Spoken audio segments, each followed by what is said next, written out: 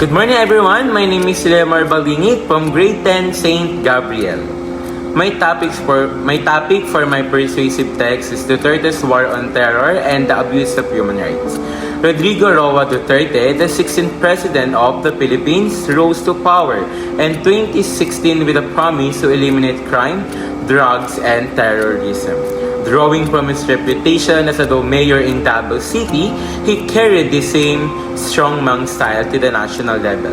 His campaign against drugs quickly expanded into a broader war on terror, especially after the 2017 Marawi siege when ISIS-inspired Smaute and Abu Sayyaf groups occupied the whole city.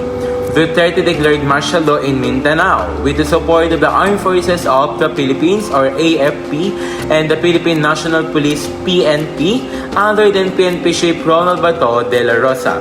His administration justified these actions as necessary to secure the nation and protect communities from extremists and drug syndicates.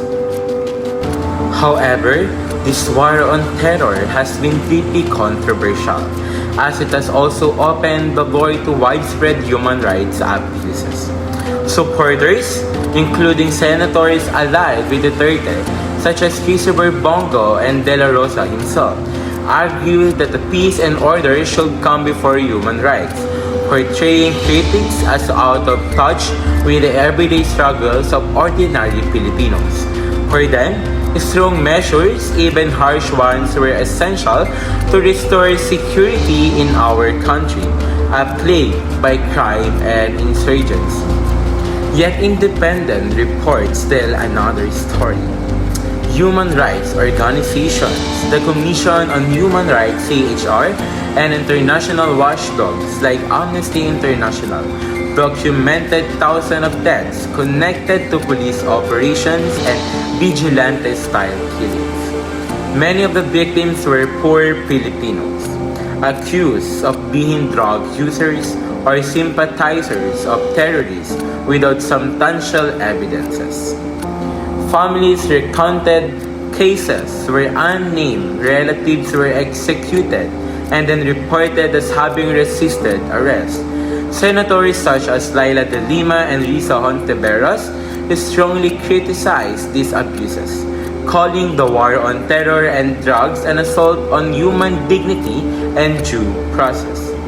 De Lima, who tried to investigate the killings, was later jailed on charges believed by many to be politically motivated. The growing body of evidence eventually reached the International Criminal Court (ICC). In 2018, then prosecutor Fatou Bensouda opened a preliminary examination into the extrajudicial killing under Duterte's campaign. Duterte responded by withdrawing the Philippines from the Rome Statute, but the ICC ruled that it still had jurisdiction over crimes committed while the country was a member.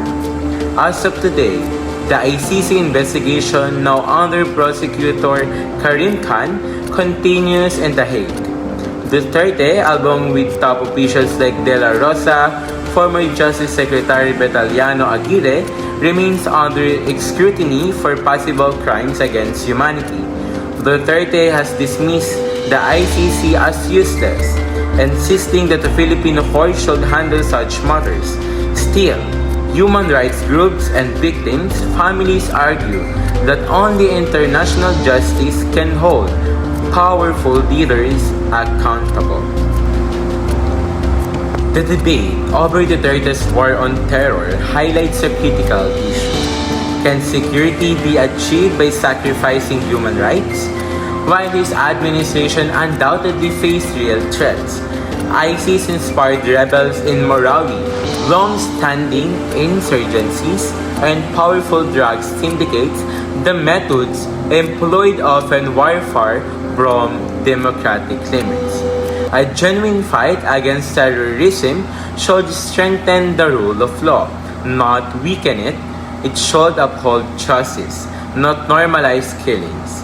By prioritizing brute force over due process, Duterte's policies blurred the line between protecting citizens and violating their rights.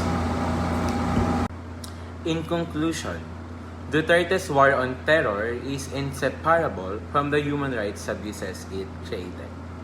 Though some Filipinos may have felt safer in the short term, the long-term cost to justice, freedom, and accountability is too great to ignore. The ongoing ICC investigation in The Hague is not only just about Duterte. It represents a fight to ensure that leaders cannot use the banner of security to justify violence and impunity. History will remember Duterte, not only for his rhetoric against crime and terror, but also for the fear, bloodshed, and broken families left in the wake of his war. Thank you everyone, and my name is Liamar Balingit from Grade 10 St. Gabriel. Thank you for watching.